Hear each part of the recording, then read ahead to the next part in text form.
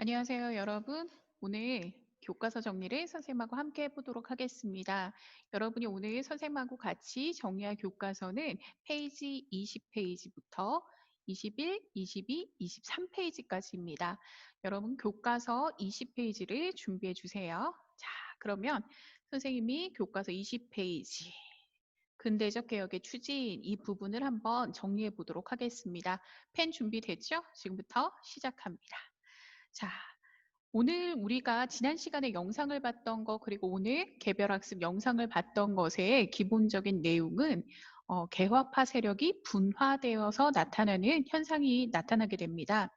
개화파가 언제부터 등장하였느냐라고 하면요. 사실 시기적으로는 1870년대부터 등장하는데요. 이 개화파의 근원이 되는 것은 바로 교과서 20페이지 좌측에 표 하나가 있어요. 보여요? 여기 표가? 네. 이 표를 보시면 이 표를 보시면 우리가 흔히 말하는 개화 세력이 그 근원이 어디에서부터 출발하느냐라고 하면 언제부터 출발하느냐? 바로 19세기부터 출발합니다. 19세기 즉 정조 시기에 들어서 우리나라에서는요. 실학이라는 새로운 학문이 등장하게 됩니다. 2학년 때 배웠을 거예요. 기존의 성리학의 문제점을 비판하며 현실의 문제를 해결하고자 실학이라는 새로운 학문이 등장하게 되는데요. 이 실학에는 여러분 알다시피 두 개의 종류가 있었어요. 첫 번째는요.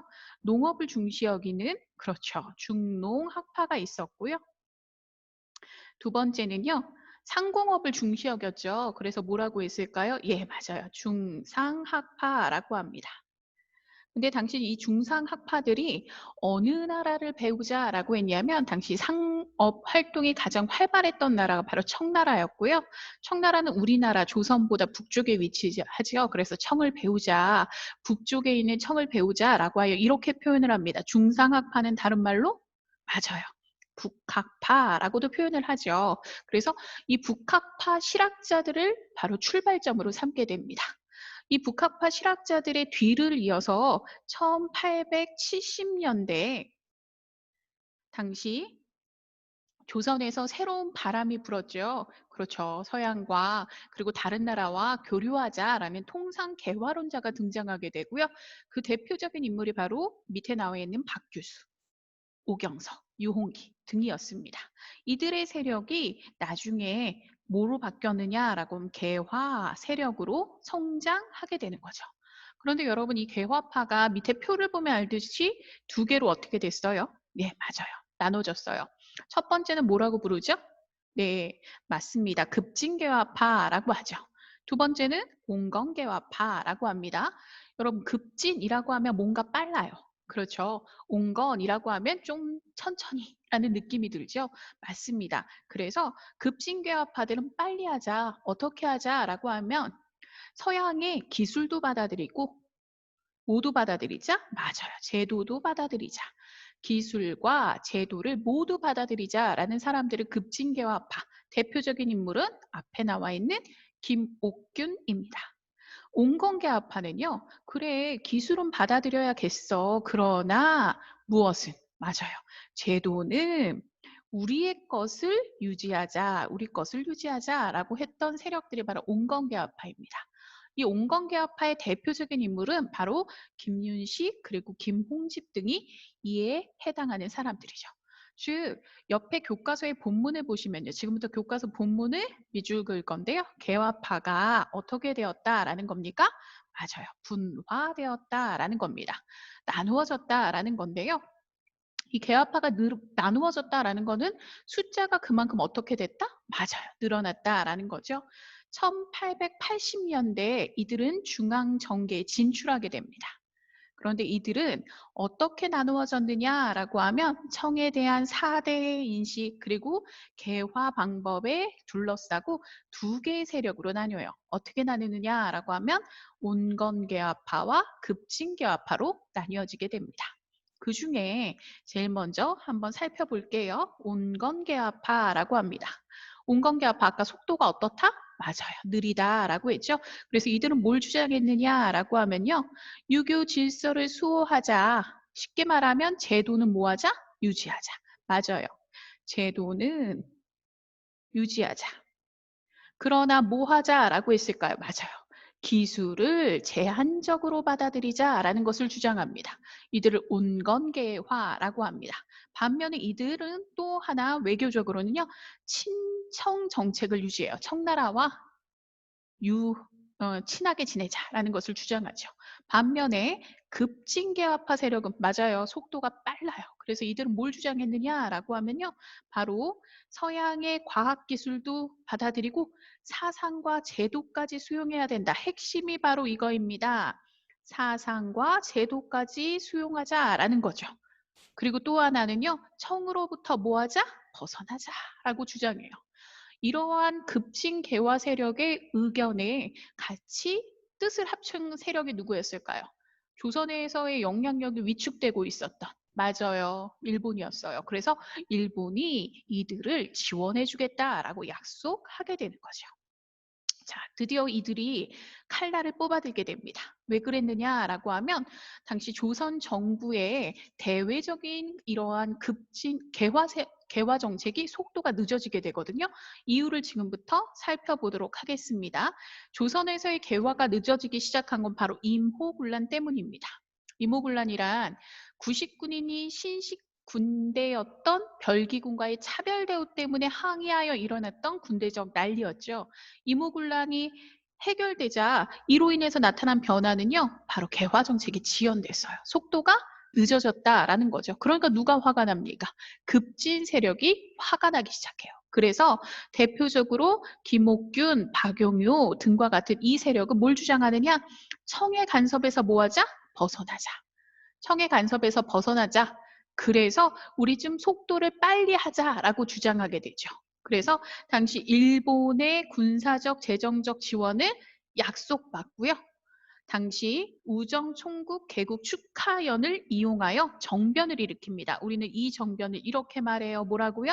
맞아요. 갑신정변이라고 합니다. 이유는 1884년이 갑신년이에요. 정치적 변혁이 일어났다. 급속도로 정치적 변화가 일어난 것을 정변이라고 합니다.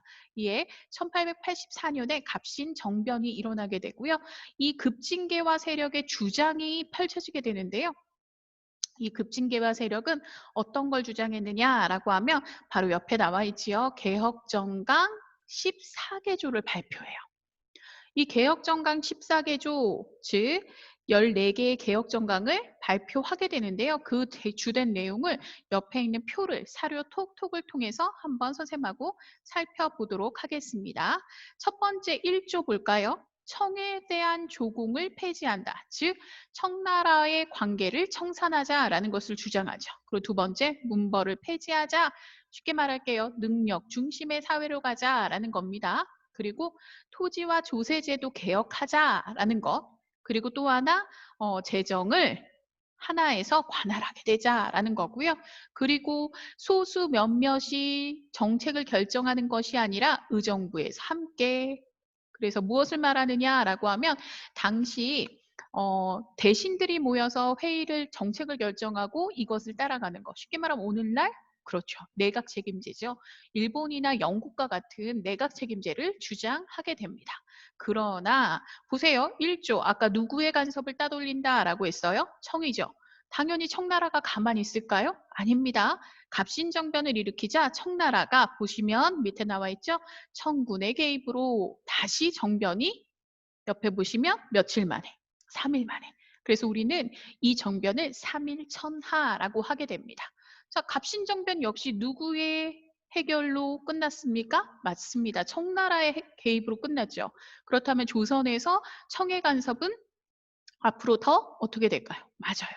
강력해지게 되겠죠. 그래서 결과적으로 결과를 한번 살펴볼게요. 결과를 보면요. 자, 좀 내리겠습니다. 결과 보면 청나라의 간섭이 어때집니까? 맞아요. 더욱 심해집니다. 뿐만 아니라 조선 내에서 일본도요. 조선의 한성조약 체결을 강요해요. 그리고 중요한 거 하나가 나오죠. 옆에 아주 핵심. 오늘의 빅포인트입니다. 청나라와 일본 역시 조약을 체결해. 이 조약을 뭐라고 합니까? 네, 맞아요. 텐진 조약이라고 합니다. 이 텐진 조약 때문에 나중에 조선에 청나라와 일본이 함께 들어와요. 왜냐하면 텐진 조약의 내용이 밑에 나와 있죠. 청일 양국이 철수하자라고 합니다. 당시 조선에 둘 다 들어와 있으니까. 그런데 뿐만 아니라 앞으로 이게 핵심이에요. 군대 파병 시 상대국에게 미리 알릴 것. 쉽게 말하면 조선에 들어올 때 같이 들어오자라는 약속을 하게 되는 거죠. 그러면서 나중에 조선에서의 좀 위기 상황이 다시 이 텐진 조약 때문에 이루어지게 됩니다.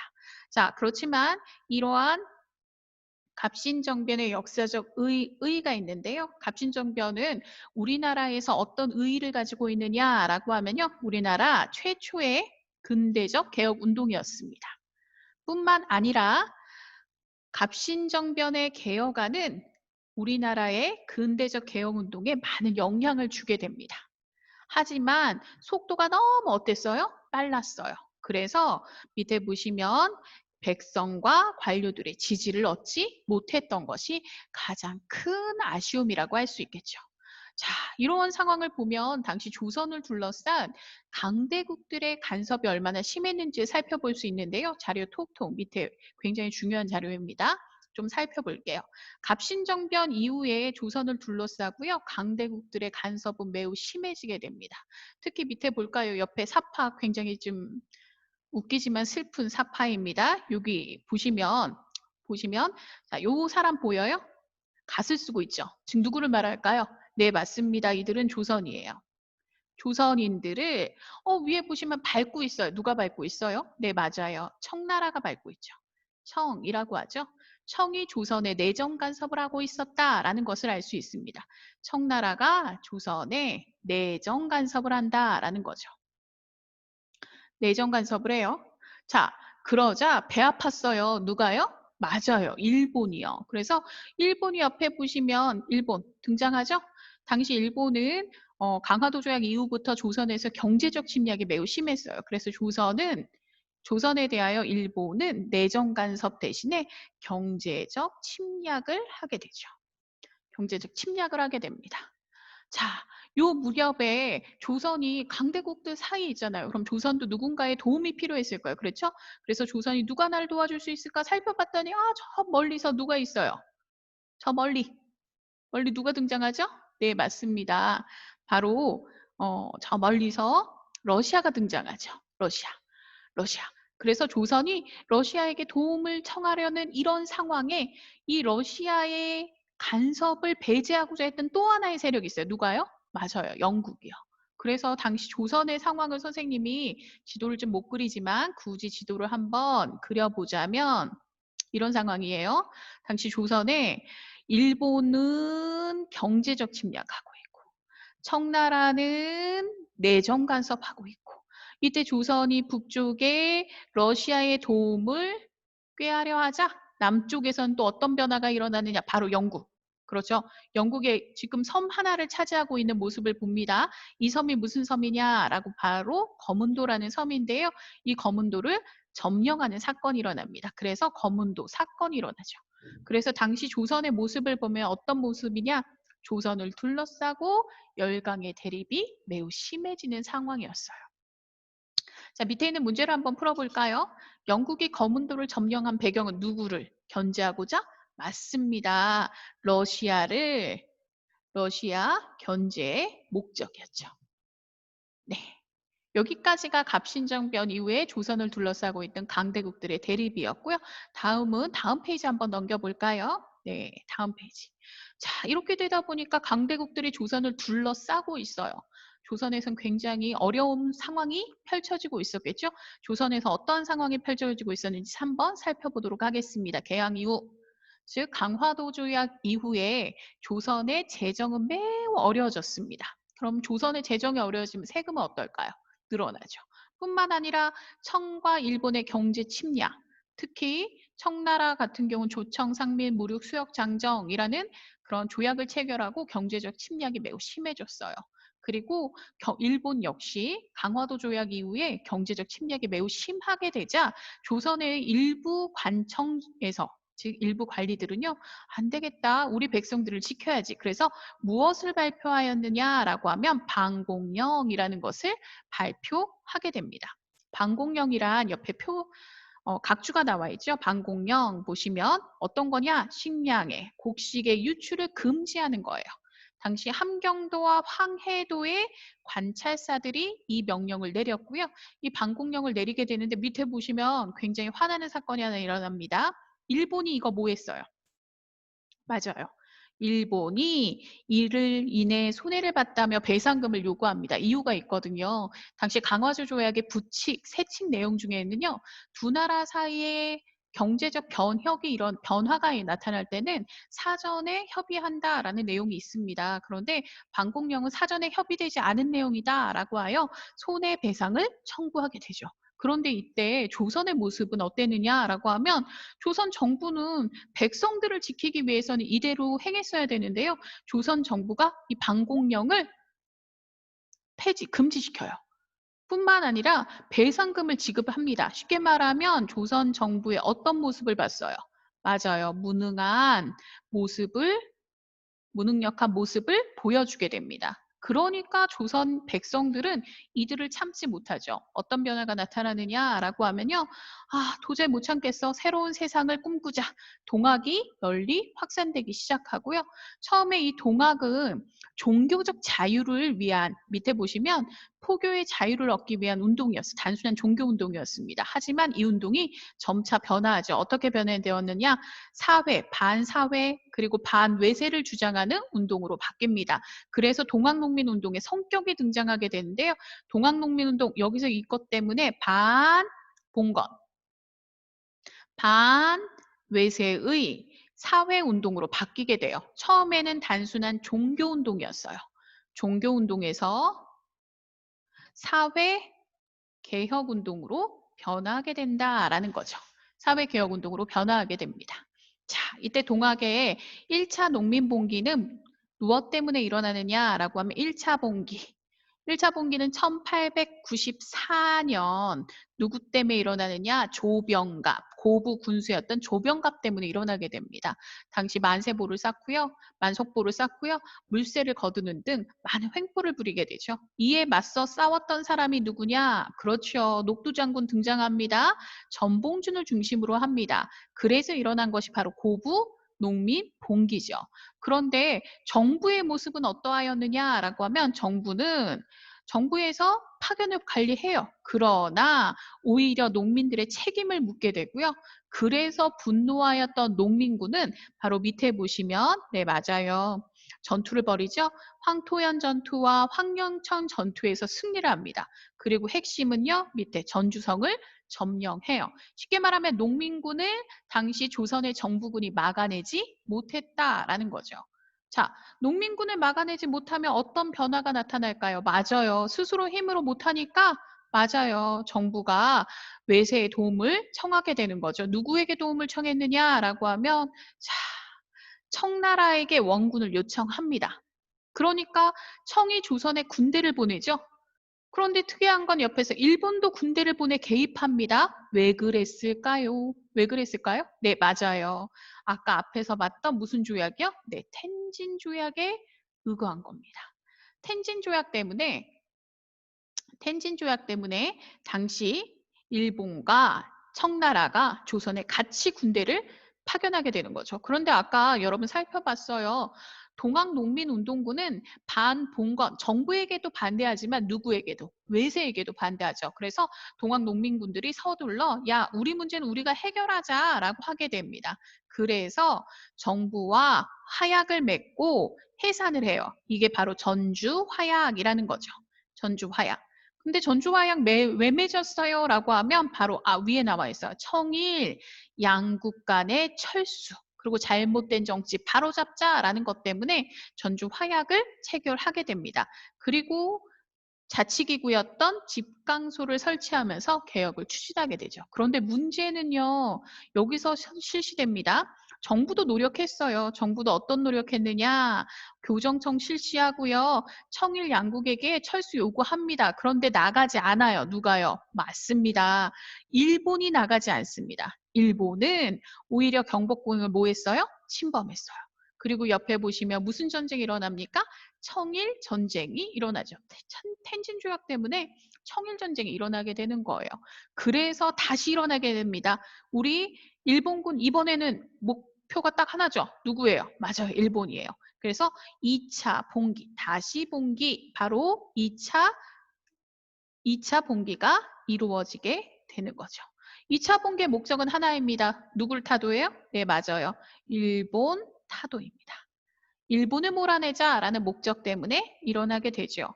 하지만 일본군의 세력은 너무나 강력했고요. 그 결과적으로 밑에 보시면 공주 우금치에서 전투를 했으나 결국 어떻게 했어요? 패배했어요. 그래서 동학농민운동은 실패로 끝나게 됩니다. 하지만 동학농민운동이 가진 역사적 의의는 매우 커요. 별표는 한 5개 해주세요. 동학농민운동의 보시면 어떤 의의를 가지고 있느냐라고 하면 동학농민운동은 첫 번째 잘못된 정치를 바로잡자 반봉건 그렇죠? 뿐만 아니라 외세의 침략을 막자 반외세 그래서 반봉건 반외세의 역사적 운동이었고 이들의 주장의 일부는 나중에 갑오개혁에 반영되고요. 후에 항일운동으로 이어지게 됩니다. 여러분 동학농민운동 배울 때 가장 핵심 중에 하나가요. 바로 동학농민운동의 성격, 의의입니다. 여기 계속 반복적으로 나오는데요. 반봉건적 운동이며 반외세적 운동이다라는 거죠. 핵심이니까 여러분 꼭 잘 봐주세요. 위에 있는 지도, 즉 동학농민운동이 일어난 확인도 한번 해볼게요. 순서를 한번 선생님하고 매겨볼게요. 첫 번째 순서, 자 한번 찾아볼까요? 자 제일 첫 번째 일어났던 거 맞아요. 고부, 농민, 봉기죠. 그리고 두 번째 맞아요. 황토현 전투가 일어나요. 그리고 세 번째 맞아요. 전주성이 점령되죠. 그러니까 조선이 이들을 막을 힘이 없으니까 누구에게 도움을 요청했고 맞아요. 청나라에게 도움을 요청했는데 누가 함께 와요? 일본이 함께 와요. 그렇죠? 무슨 조약 때문에? 맞아요. 위에서 말한 텐진 조약 때문이었죠. 자, 그래서 서둘러서 우리 화해하자라고 해서 전주 화약을 체결합니다. 그리고 청나라와 일본에게 너네 나가줘 라고 요청했는데 일본이 나가지 않죠. 그래서 이것 때문에 다시 일어난 것이 맞아요. 일본이 다시 나가지 않고 경복궁을 점령하게 되고 그래서 2차 봉기인 우금치 전투가 일어났고요. 하지만 이 전투에서 불행히도 동학농민군이 실패하게 되죠. 그래서 정봉준이 체포되는 결과를 낳게 됩니다. 과정을 살펴봤어요. 자, 밑에 있는 문제를 선생님하고 함께 사료 톡톡들을 살펴볼게요. 동학농민운동의 성격은 계속 반복적으로 나오고 있습니다. 특히 동학농민운동을 일으켰던 사람들이 사람의 세력을 모으면서 발표했던 그들의 경문을 통해서 나타나게 되는데요. 그들의 경문의 내용을 한번 살펴볼게요. 그들의 경문을 보시면요. 이런 표현이 나와요. 안으로는 타막한 관리의 머리를 베고 즉 반봉건이죠. 밖으로는 강적의 무리를 몰아내고자 합니다. 반외세입니다. 그래서 동학농민운동의 핵심이 뭐냐라고 하면 반봉건 반외세. 여러분 꼭 외워두셔야 돼요. 동학농민운동의 핵심입니다. 동학농민운동의 핵심 하면 반봉건 밑에 반외세 이런 성격을 가지고 있다라는 것을 알 수 있겠죠. 자, 다음을 보면요. 동학농민운동의 성격 또 나왔네요. 아, 이거 굉장히 중요하니까 반복적으로 나오는 거예요. 자, 밑에 자료 2에 들어갈 빈칸에 드러날 국가. 여기에 들어갈 국가 뭘까요? 군대를 거느리고 왕궁을 공격할 아까 경복궁 침범 누가 했습니까? 네, 맞습니다. 일본이죠. 빈칸에 들어갈 단어는 일본입니다. 그럼 자료 1과 2를 통해 알 수 있는 동학농민운동의 성격 볼까요? 자료 1을 먼저 보면요. 패전개화관이 나와요. 우리나라의 잘못된 정치 바로잡자 뭐예요? 맞아요. 봉건이죠. 봉건. 그런데 지금 옆에 보시면 일본인에게 책임을 묻고자 한다라는 표현이 나왔어요. 맞아요. 외세. 이렇게 정리하면 되겠죠. 네, 오늘의 교과서 정리는 여기까지 할 거고요. 여러분은 지금 자 다시 한번 선생님이 앞에 20페이지부터 펼쳐 보여줄게요. 자, 선생님이 정리한 내용들을 쭉 똑같이 자신의 교과서에 정리하시면 됩니다. 20, 21페이지고요. 다음 22, 23페이지까지 똑같이 정리하셔서 아래에 있는 구글 사이트, 구글 설문지로요. 슝슝 보내줘요. 오늘의 수업은 여기까지 하겠습니다. 여러분 수고하셨어요.